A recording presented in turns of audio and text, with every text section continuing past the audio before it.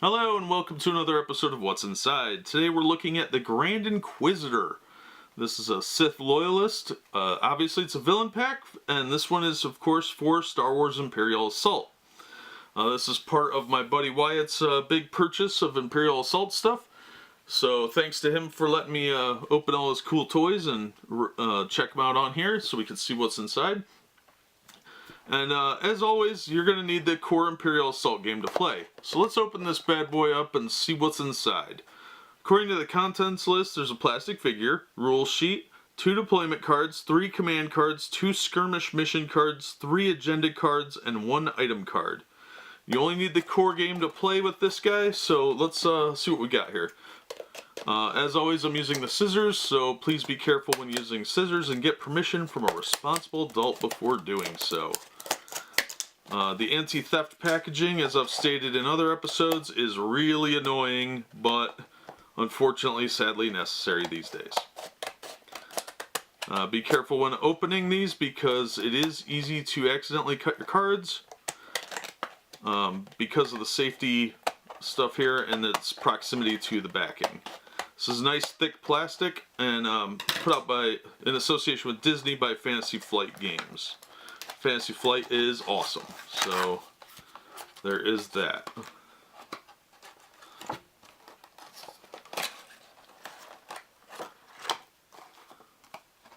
Alright, there's our figure. Let's look at him. Oh, he's got the lightsaber out. I didn't expect that. Now, he's got dual blade lightsaber, not unlike Darth Maul's. I think he's from the TV show Rebels, because he's not in the movies. Now, you gotta be kind of careful when pulling him out of the blister pack, because the swords they look really thin, they are pretty flexible and pretty durable, but I'm always cautious with those, because that's gonna be the thing that breaks on them, of course. But the figure is really well sculpted, lots of details.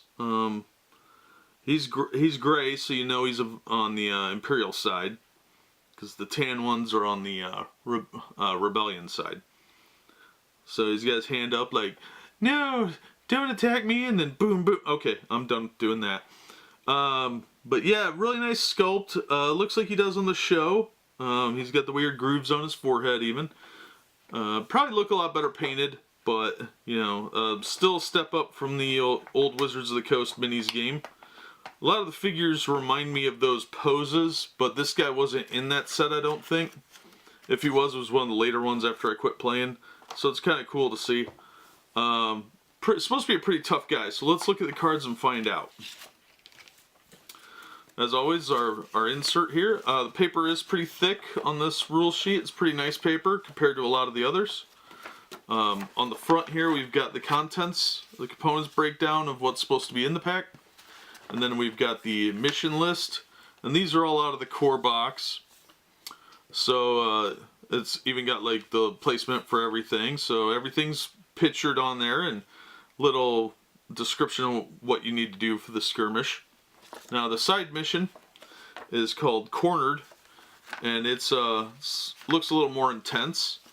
But every character needs a side mission. So you get your mission briefing, end of the mission stuff, rewards, all that. And everything's laid out on here, but all this is from the core box. So with him, you don't need any extras. So let's look at his cards here.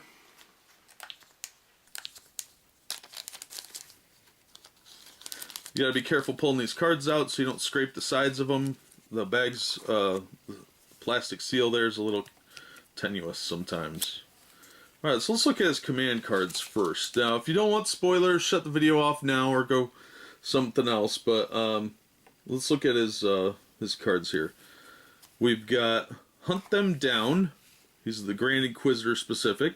When you declare lightsaber throw, apply +2 accuracy to the attack results. The attack gains cleave to damage.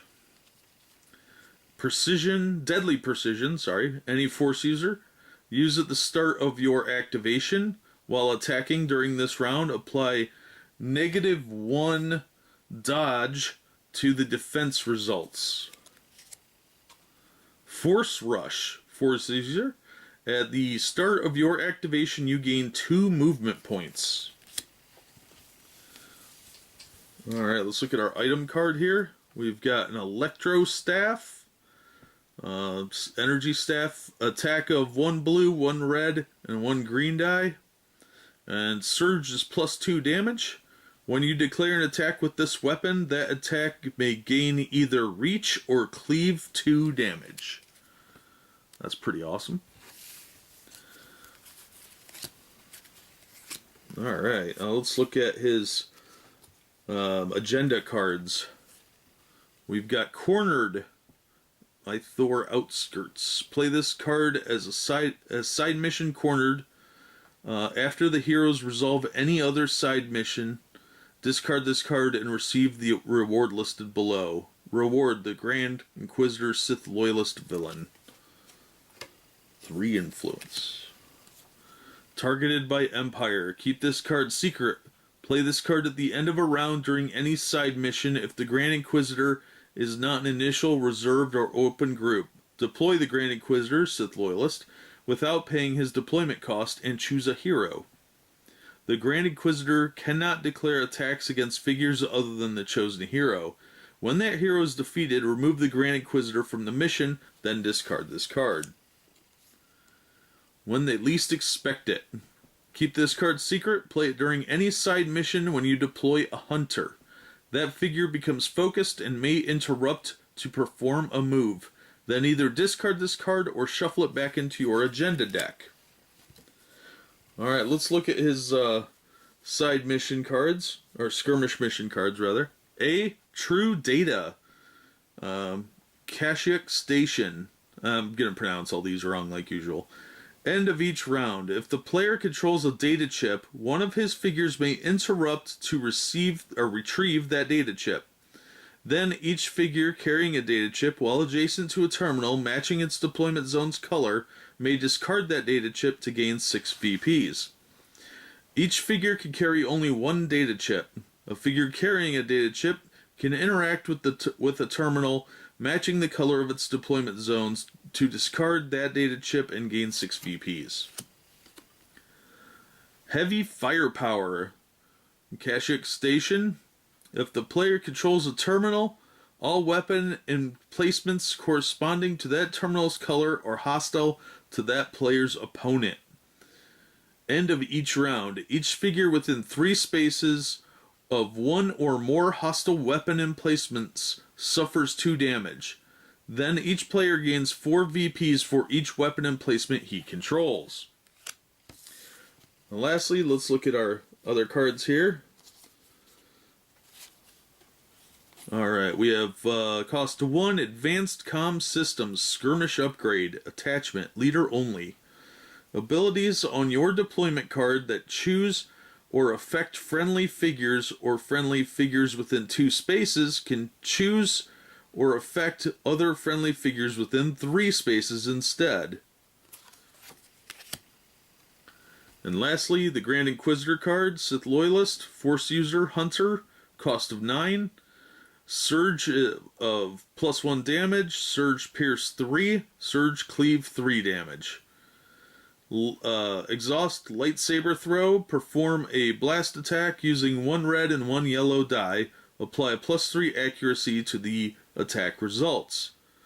Surge Deadly, apply -1 defense or dodge attack to the defense results. Defensive, while defending, if you did not roll a defense result, apply +1 defense to the defense results. Health 15, Speed 5, defensive 1 white die, attack of 1 red, 1 green, and 1 yellow die. So he's pretty good. But that is the contents of the Imperial Assault Villain Pack for the Grand Inquisitor Sith Loyalist. And that's going to do it for this episode. Another big thanks to Wyatt for letting me open his new toys before he got to. And that'll do it for this episode. As always, thanks for watching, and we hope to see you next time on What's Inside.